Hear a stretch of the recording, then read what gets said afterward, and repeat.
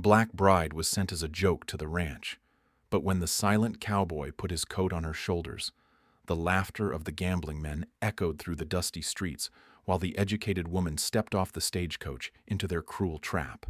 The mountain town expected her to crumble and beg for passage home, another victim of their frontier entertainment. They saw weakness where steel lived beneath proper Philadelphia manners. But the giant cowboy who managed the valley's largest ranch watched from the shadows, recognizing something the mockers missed. He alone knew that water rights could shift power overnight in drought country, and the leather satchel she clutched contained documents that could reshape everything. The woman carried secrets about surveyor claims from years past, while he harbored his own hidden ownership that could change both their fates. Would their combined truths survive the valley's resistance to outsiders holding power? Before we continue, comment where you are tuning in from.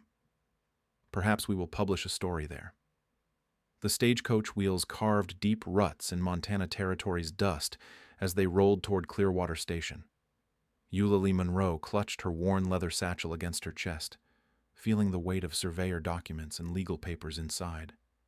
The September wind carried the scent of sagebrush and coming winter through the small window. She had traveled 3 weeks from Philadelphia, responding to a mail-order bride advertisement that promised a fresh start in the West. Her father's death 6 months earlier had left her with debts and few options. The carefully worded letter from her intended husband had seemed like providence. The stagecoach lurched to a stop. Eulalie smoothed her dark blue traveling dress and checked that her hat remained pinned properly. Through the dust-caked window, she saw a crowd gathered around the station platform. Her heart quickened. Perhaps her new husband had arranged a welcoming party. The driver opened the door.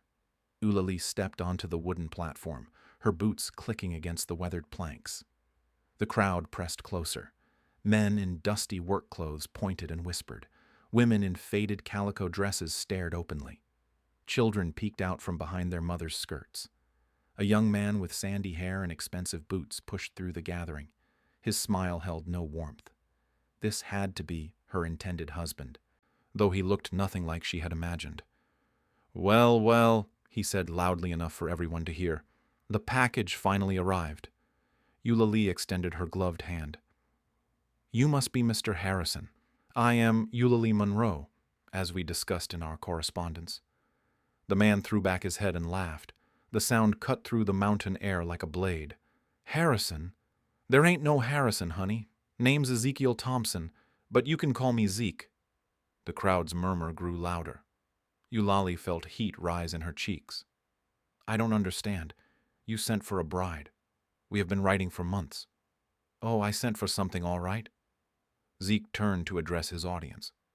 "Boys, remember when I said I could order up a wife like ordering cattle? Well, here's the proof. Cost me $20 in telegraph fees. But look what showed up." The laughter started as scattered chuckles and grew into a roar. Men slapped their knees and elbowed each other. Someone called out that Zeke had outdone himself this time. Another voice suggested they should send her back where she came from. Eulalie's hands trembled, but she kept her chin raised. Her father had taught her that dignity could not be stolen, only surrendered. "There seems to be some misunderstanding. I have your letters promising marriage and a home." "Misunderstanding?" Zeke pulled a folded paper from his vest pocket. "This here's a bet, fair and square. I wagered I could get someone to travel clear across the country for nothing but empty promises. Boys, I do believe I won." The crowd pressed closer, their faces a mixture of amusement and cruelty. Eulalie clutched her satchel tighter. Inside were her father's surveyor notes from his work in this territory years ago, along with the deed to water rights he had secured but never claimed. She had come west not just seeking marriage, but to investigate her inheritance. A tall figure emerged from the shadows near the livery stable. The man moved with quiet purpose, his worn hat pulled low over his eyes. His clothes marked him as a working cowboy, but something in his bearing suggested authority. The crowd parted slightly as he approached. He stopped directly in front of Eulalie. Without speaking, he removed his heavy coat and placed it around her shoulders. The wool was warm from his body and smelled of leather and sage. His dark eyes met hers for a moment, and she saw something there that the crowd lacked: respect. "That's Silas McCree," someone whispered. "Foreman at the Windridge Ranch." The silent cowboy turned to face Zeke.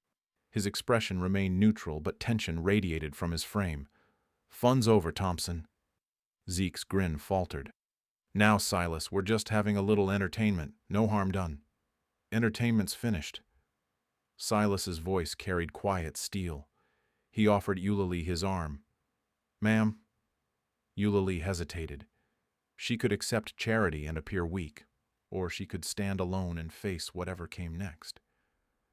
The satchel in her hands contained documents that might change everything, but she needed time to study the local laws and understand her position. She took Silas's arm. "Thank you." They walked through the crowd toward the main street. Behind them, Zeke called out to his friends about drinks and another round of cards. The entertainment was over, but the humiliation would linger. Maggie O'Connell emerged from the boarding house doorway. Her graying hair was pulled into a practical bun, and her apron bore stains from the day's work. "Room's ready if you need it, dear. $2 a week, meals included." Eulalie felt Silas's slight nod of approval. She had enough saved to last several weeks, maybe longer if she was careful. That would be acceptable. As they reached the boarding house steps, Silas finally spoke again. "Thompson's got gambling debts. Makes him mean." "And you?" Eulalie asked. "What makes you kind to strangers?" Silas tipped his hat. "Everybody deserves better than being somebody's joke." He walked away, leaving Eulalie standing on the porch with his coat still warming her shoulders. She watched him disappear toward the ranch road, then turned to follow Maggie inside. The mountains rose like guardians around the small town, and somewhere in their shadows lay answers about her father's work and the inheritance that had truly brought her west. Tomorrow she would begin to understand exactly what she had walked into. Dawn broke over Clearwater with the promise of another dry day. Eulalie sat at the small desk in her boarding house room, her father's documents spread before her like a puzzle waiting to be solved. The surveyor maps showed water sources throughout the valley, marked in her father's precise handwriting from 15 years ago. She traced the blue lines with her finger. Silver Creek ran through the heart of the territory, feeding into smaller streams that supplied every ranch for miles. Her father had documented it all during the railroad survey, but he had done something else too. He had filed a water rights claim. The deed bore official territorial seals and her father's signature. According to the document, Monroe Holdings possessed primary water rights to Silver Creek and its tributaries. The paper made her one of the most powerful people in the valley, if it was still valid. A knock interrupted her thoughts. Maggie O'Connell entered with breakfast and curious eyes that lingered on the papers. "Surveyor maps," Maggie observed. "Don't see many of those." "My father's work," Eulalie said, carefully stacking the documents. "He passed recently." "Sorry for your loss, dear. What line of work was he in?" Eulalie hesitated. The truth would spread through town within hours, but she needed allies. "Railroad surveying. He mapped water sources through this territory in the early 70s. Maggie's eyebrows rose. That was important work. Water's everything out here. After breakfast, Eulalie walked to the general store. She needed supplies and information about local laws. The store owner, a thin man named Crawford, watched her with obvious suspicion. "Help you with something? I need to understand territorial water rights law. Where would I find legal documents?" Crawford's laugh was sharp. "Legal documents?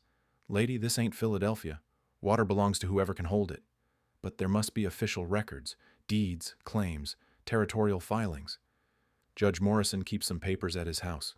Good luck getting him to talk to you." Eulalie left the store with basic supplies and growing determination. She found Judge Morrison's house at the end of Main Street, a whitewashed structure with a small office attached.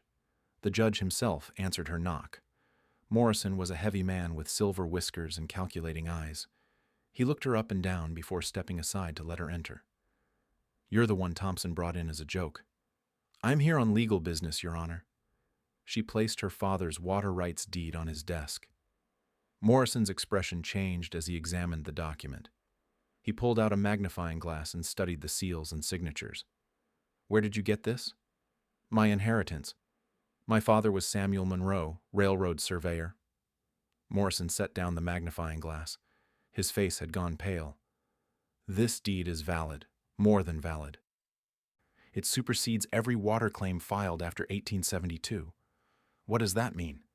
It means you control the water supply for every ranch in this valley. The implications hit her like a physical blow. The Windridge Ranch, Thompson's Spread, every small homestead depended on water from Silver Creek and its tributaries. She owned the rights to all of it. How many people know about this? Morrison asked. Just you and me. Keep it that way until you decide what to do. This kind of power makes enemies fast. Eulalie walked back toward the boarding house, her mind spinning. She had come west seeking a fresh start and found herself holding the economic fate of an entire community. The responsibility felt crushing. Silas McCree stood waiting by the boarding house steps. His presence steadied her racing thoughts. Afternoon, Miss Monroe. Mr. McCree. She noticed how he watched the street, alert for trouble. Thank you again for yesterday. Heard you visited Judge Morrison. Word traveled fast in small towns. I had legal questions. About water rights? The directness of his question surprised her. How did you know? Your father was Samuel Monroe. He surveyed this territory for the railroad. Smart man would have filed claims on the best water sources. Eulalie studied Silas's face. His knowledge seemed unusually detailed for a ranch foreman. You know about surveyor work? Know about water. Know it's worth more than gold in dry country. She made a decision that would change everything. Would you like to see what my father left me? They climbed the stairs to her room. Eulalie spread the maps and deed across the desk. Silas examined them with the eye of someone who understood both land and law. This is legitimate, he said finally. Judge Morrison confirmed it. The deed gives me primary water rights to Silver Creek and all tributaries. Silas straightened. Every ranch in the valley draws from those sources, including Windridge, especially Windridge. We're the biggest operation. The weight of power settled on her shoulders. What would you do? That depends on what you want. I want to survive. I want respect. I want people to see me as more than Thompson's joke. Silas nodded slowly. Then you use this deed to build something better than what exists now. How? Call a town meeting. Present your claim publicly. Offer fair water sharing terms instead of the chaos that exists now. And if they refuse? They can't refuse. The law is on your side. That evening, Eulalie sat in her room composing a notice for the town meeting. Tomorrow she would transform from victim to power broker. The thought terrified and thrilled her in equal measure. Through her window she could see Silas walking toward the ranch road. Something about his confident stride suggested he carried secrets of his own. She wondered what other surprises the territory held. The deed lay on her desk, a simple piece of paper that could reshape an entire valley. Her father had given her more than inheritance. He had given her the tools to claim her place in a world that had tried to reject her. The town meeting notice went up at dawn. Crawford nailed it to the post outside his general store, while curious onlookers gathered to read the carefully worded announcement. Eulalie Monroe requested an audience to discuss water rights and territorial law. The meeting would take place in 3 days at the schoolhouse. Word spread like wildfire through Clearwater. By noon, every ranch hand and homesteader knew about the mysterious legal claim. Speculation ran wild in the saloons and around dinner tables. Some dismissed it as the desperate scheme of a stranded woman. Others remembered Samuel Monroe's reputation as a thorough surveyor. Zeke Thompson burst through Judge Morrison's office door without knocking. His face was flushed with anger and whiskey. What's this nonsense about water rights? Morrison looked up from his ledger with practiced calm. Legal business, Thompson. Nothing that concerns you unless you have valid claims. I've got the same claim every rancher has. 20 years of using the water. Usage isn't ownership. You should know that. Zeke slammed his fist on the desk. You can't let some outsider waltz in here and steal what's ours. I can't stop legitimate legal proceedings. If you have concerns, attend the meeting. Zeke stormed out, already planning his counterattack. He would rally the other ranchers and present a united front. No stranger would control their water, especially not the woman he had brought in as entertainment. Eulalie spent the next 2 days in intensive preparation. She studied territorial law books borrowed from Morrison's personal library. She traced water flow patterns on her father's maps and calculated usage rates for each ranch. The numbers painted a clear picture of inefficiency and waste. Silas appeared each evening to review her work. His insights proved invaluable, revealing details about local politics and ranch operations that no surveyor map could show. The Henderson place diverts too much upstream, he pointed out on her second night of preparation. Floods their fields but leaves the smaller homesteads dry. How do you know so much about water management? Learned it the hard way. Drought of '83 taught every rancher in the territory about conservation. Eulalie noticed how he spoke with authority, as if he had managed resources for years rather than simply following orders. There were depths to Silas McCree that remained unexplored. The night before the meeting, Zeke organized his own gathering at the Silver Dollar Saloon. Ranchers and businessmen crowded around tables sticky with spilled beer and tobacco juice. The air grew thick with cigar smoke and angry voices. "She's trying to steal what belongs to us," Zeke declared from his position near the bar. "Been using that water since before she was born." Old Henderson nodded vigorously. "My cattle been drinking from Silver Creek for 15 years. No piece of paper changes that." "Law's the law," said Morrison, who had quietly entered during Zeke's speech. "If her claim is valid, usage doesn't matter." "Whose side are you on, Judge?" demanded Crawford. "The side of legal process. Same as always." The meeting broke up with muttered threats and dark promises. Several ranchers talked of boycotting the schoolhouse gathering entirely. Others spoke of more direct action if Eulalie pressed her claim. Morning brought unseasonably warm weather and cloudless skies. The drought that had threatened all summer showed no signs of breaking. Creek levels dropped daily, making water rights more precious than gold. Eulalie dressed carefully in her best dark dress and pinned her hair in a professional style. She gathered her documents into a neat portfolio and practiced her presentation one final time. Everything depended on projecting confidence and competence. The schoolhouse filled early. Ranchers occupied the front rows with arms crossed and hostile expressions. Their wives clustered together near the windows, whispering behind gloved hands. Homesteaders and small farmers took seats toward the back, uncertain where their interests lay. Silas entered just as Eulalie reached the podium. He caught her eye and nodded once. The simple gesture steadied her nerves. Judge Morrison called for order and introduced the proceedings. "Miss Monroe has requested time to present information regarding water rights in this territory. The floor is yours, miss." Eulalie unfolded her father's map across the teacher's desk. The creek systems were clearly marked in blue ink, with elevation notations and flow calculations written in precise script. This survey was completed in 1872 by Samuel Monroe, railroad surveyor, and my father. He documented every water source from the mountain peaks to the valley floor. She held up the water rights deed. The official seals caught lamplight and gleamed like gold. This document, filed with territorial authorities, grants primary water rights to Silver Creek and all tributaries to Monroe Holdings. The claim predates every ranch and homestead in this valley. Zeke shot to his feet. "You can't just show up and steal our water." "I'm not stealing anything. I'm asserting legal ownership that has existed for 15 years. "Legal ownership?"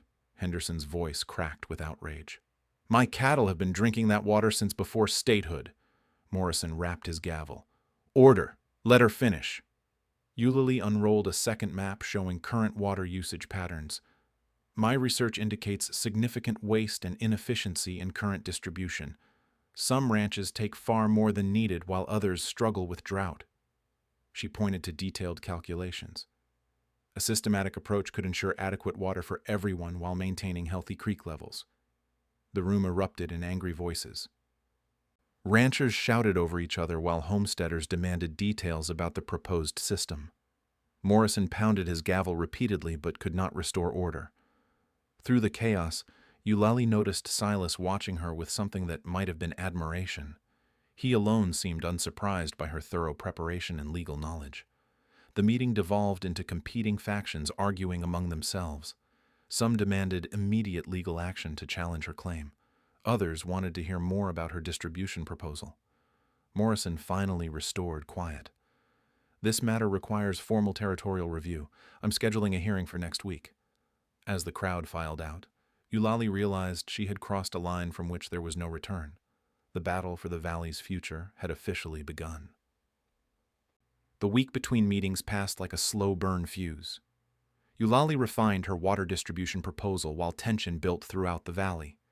Ranchers huddled in private conferences, plotting legal challenges and economic pressure. The smaller homesteaders waited nervously, unsure whether her plan would help or destroy them. Silas appeared at the boarding house each evening, ostensibly to review her legal preparations. Their conversations had grown deeper, moving beyond water rights to dreams and disappointments. Eulalie found herself looking forward to these quiet talks more than she cared to admit. On the fifth evening, he arrived later than usual. His normally composed demeanor showed cracks of uncertainty. "Something's troubling you," Eulalie observed. Silas settled into the chair across from her desk. The lamplight cast shadows across his angular features, highlighting the tension in his jaw. "Been thinking about tomorrow's hearing? Having second thoughts about supporting my claim?" "No. Having second thoughts about keeping secrets." Eulalie set down her pen. "What secrets?" Silas stood and walked to the window overlooking Main Street. His broad shoulders were rigid with some internal struggle. "You asked how I know so much about water management and legal matters. I assumed you had experience from other ranches." "I do have experience. Just not the kind you think." He turned to face her, and she saw something in his eyes that made her pulse quicken. This was the moment she had sensed building since their first conversation. "I'm not just the foreman at Windridge Ranch, Eulalie. I own it." The words hit her like cold water. She stared at him, processing the implications. "You own Windridge Ranch?" "Inherited it from my uncle 3 years ago. Been running it under the foreman title ever since." "Why hide your ownership?" Silas returned to his chair, his hands clasped tightly together. "My mother was Crow. Father was Irish. The combination doesn't sit well with most folks around here." Understanding dawned. "You thought they wouldn't accept a half-Indian landowner?" "Knew they wouldn't. Easier to let everyone think the owner lived back east while I managed day-to-day operations." Eulalie felt the careful balance of their relationship shifting. "Why tell me now? Because tomorrow you're going to face a room full of people trying to destroy your legal claim. And because Windridge Ranch draws more water from Silver Creek than any other operation in the valley." The full weight of his revelation settled over her. "Your support for my water rights claim puts your own ranch at risk." "My ranch depends on your water rights, whether I admit ownership or not. Better to face the future honestly than hide behind lies." She studied his face, seeing new layers of complexity in the man who had seemed so straightforward. "What else haven't you told me?" "I was educated back east. Harvard Law School for 2 years before my uncle got sick and called me home." "You have legal training?" "Enough to know your claim is ironclad, enough to help you navigate the territorial court system." Eulalie felt her worldview reorganizing around this new information. The quiet foreman who had placed his coat around her shoulders was actually one of the most powerful landowners in the territory. "Why help me? You could have challenged my claim yourself, used your legal knowledge to protect your ranch." Silas leaned forward, his dark eyes intense. "Because what you're proposing is better than the chaos we have now. Because someone needs to stand up for fair distribution instead of whoever has the most guns or money. And because I've been hiding who I am for 3 years, and you walked into this valley with your head high despite everything they threw at you. Takes courage to be yourself when the world wants you to be invisible." The admission hung between them like a bridge neither was quite ready to cross. Eulalie felt her careful professional boundaries wavering. "If you reveal your ownership tomorrow, It changes everything. For both of us. We'll be partners in this, whether we planned it or not. Partners in what exactly? Reshaping how this valley manages its most precious resource. Your water rights and my land holdings give us enough power to force cooperation instead of competition. Eulalie considered the proposal. The other ranchers will hate us both. Some will. Others will see the benefits when their cattle aren't dying of thirst. She walked to her own window, looking out at the quiet street. Tomorrow would bring confrontation and consequences she couldn't fully predict. There's something else, Silas said quietly. She turned back to him. More secrets? Not a secret, an observation. You're not just fighting for water rights. You're fighting to prove you belong here. And you're not just hiding your ownership. You're hiding from who you're supposed to be. They stood facing each other across the small room, both recognizing the truth in the other's words. The careful dance they had maintained for a week was ending. Tomorrow changes everything, Eulalie said. Everything was already changing. Tomorrow just makes it official. Silas moved toward the door, then paused. One more thing. When I reveal ownership of Windridge, Zeke Thompson is going to realize his joke brought the one person who could upset the entire power structure he's been trying to control. Good, let him realize it. He won't go down without a fight. Neither will we. Silas nodded and left her alone with her thoughts and plans. Through the window, she watched him walk toward the ranch road one last time as just the foreman. Tomorrow he would return as the owner, and their careful alliance would become something much more dangerous. She returned to her desk and pulled out a fresh sheet of paper. Her presentation needed revising. She was no longer just a woman with inherited water rights facing down hostile ranchers. She was about to become half of the most powerful partnership in the territory. The battle for the valley's future had become something neither she nor Silas could fight alone. The territorial judge arrived on the morning stage, a stern man named Blackwood who carried the authority of distant government offices. He set up court in the schoolhouse, transforming the children's learning space into a formal legal arena. The American flag hung behind the teacher's desk, now serving as the judge's bench. Every seat filled before the appointed hour. Ranchers occupied the front rows with their lawyers hastily summoned from Helena. Homesteaders and townspeople packed the remaining space, sensing that history would unfold in their small schoolhouse. The air buzzed with nervous energy and whispered speculation. Eulalie entered wearing her finest dress, a deep burgundy that commanded respect. She carried her portfolio with steady hands despite the hostile stares that followed her progress to the front of the room. Judge Morrison sat with the visiting magistrate, reviewing territorial statutes and legal precedents. Zeke Thompson had assembled an impressive legal team. 3 lawyers in expensive suits flanked him, their briefcases stuffed with challenges to Eulalie's water rights claim. He wore his confidence like armor, certain that money and connections would prevail over a piece of old paper. Judge Blackwood called the session to order with a heavy gavel. His voice carried the weight of territorial authority. We are here to determine the validity of water rights claims in the Silver Creek watershed. Miss Monroe, present your case. Eulalie rose and approached the makeshift bench. She spread her father's survey maps across the judge's desk, then held up the water rights deed for all to see. This document, filed with territorial authorities in 1872, grants primary water rights to Silver Creek and all tributaries to Monroe Holdings. My father, Samuel Monroe, surveyed this territory for the railroad and properly documented these claims according to territorial law. Judge Blackwood examined the deed through a magnifying glass, studying the seals and signatures with professional thoroughness. His expression remained neutral, but Eulalie noticed his slight nod of approval at the document's authenticity. The survey work is comprehensive and accurate, she continued. These maps show every water source from mountain springs to valley streams. My father's calculations predicted current flow patterns with remarkable precision.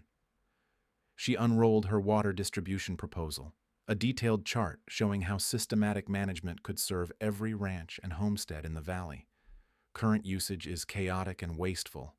Some operations take far more water than needed while others struggle with shortages.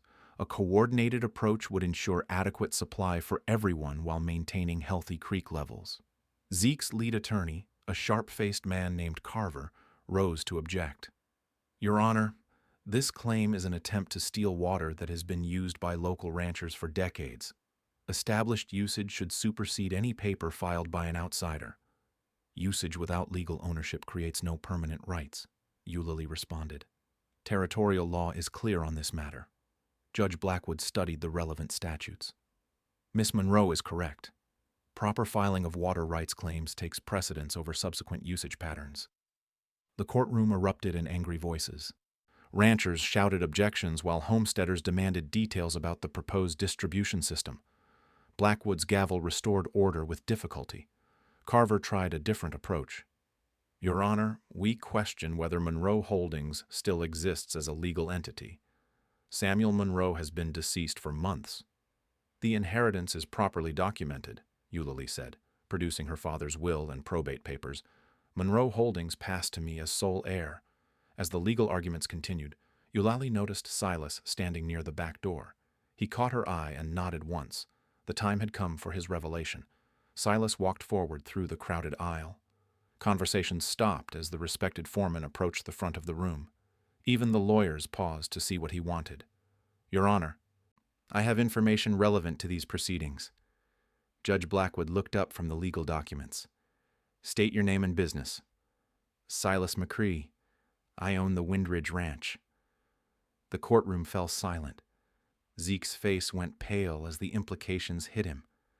The man he had dismissed as a hired hand controlled the largest ranch in the valley. I thought Windridge was owned by Eastern investors, Judge Blackwood said. Common misconception. I inherited the ranch from my uncle and have operated it for 3 years. Here are the deed and inheritance documents. Silas placed his ownership papers on the judge's desk. Blackwood examined them with the same careful attention he had given Eulalie's claim. Why reveal this now? Carver demanded. Because Miss Monroe's water rights claim affects my ranch more than any other operation in the valley. As the largest user of Silver Creek water, I support her legal ownership and distribution proposal. The revelation sent shockwaves through the gathered ranchers.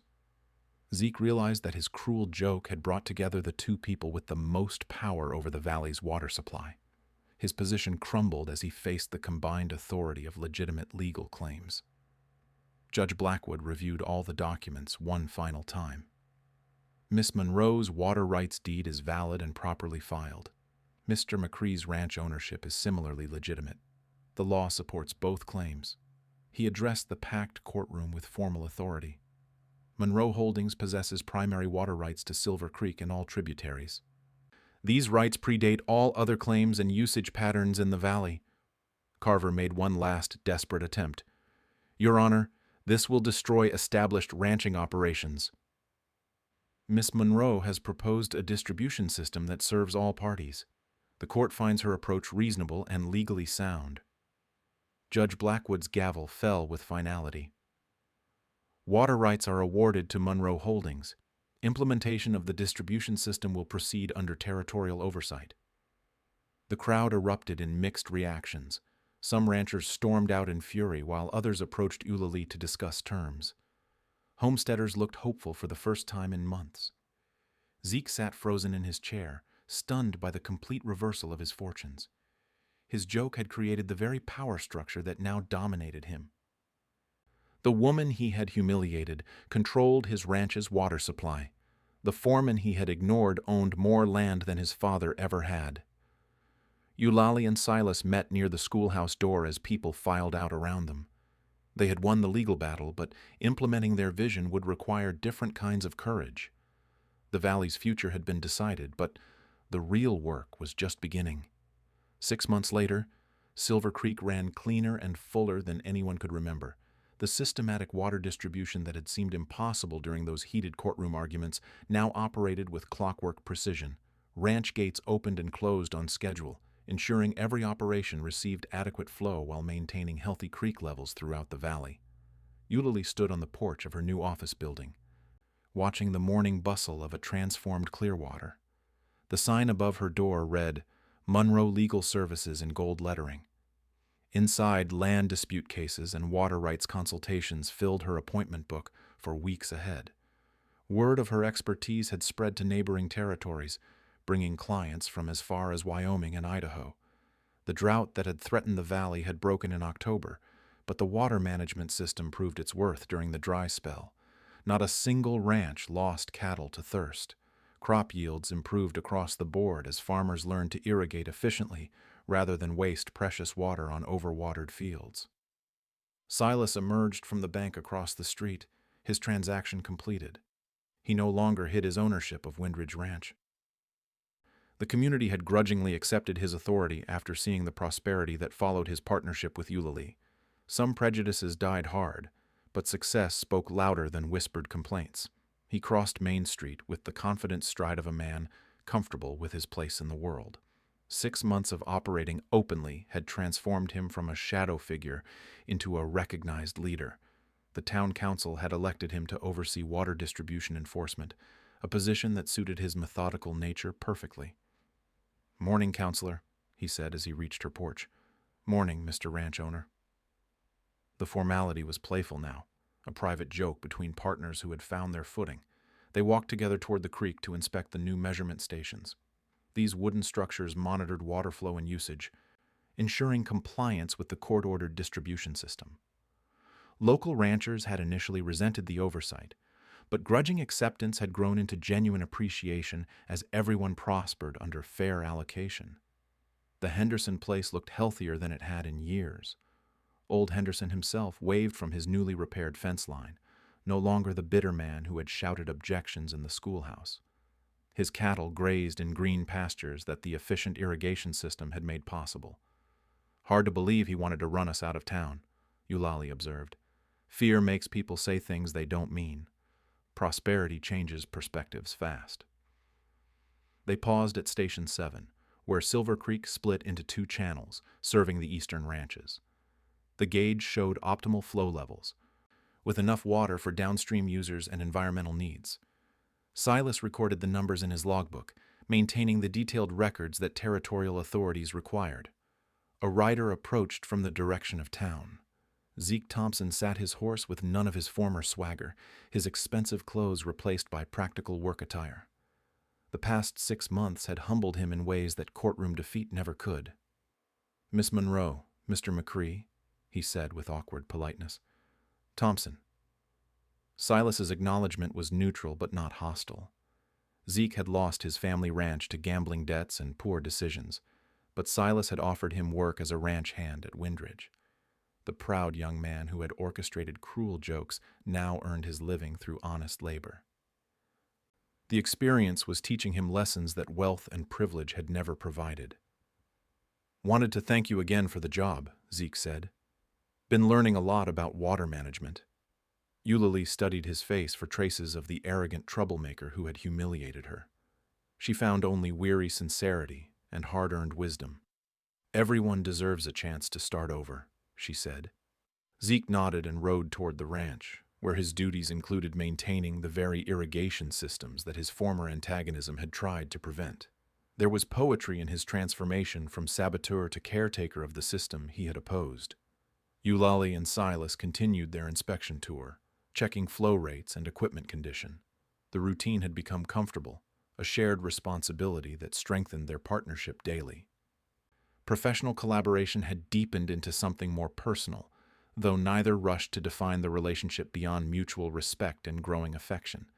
They reached the final station as afternoon shadows stretched across the valley. The measurements showed perfect distribution, with every ranch receiving its allocated share while maintaining reserve flows for emergencies.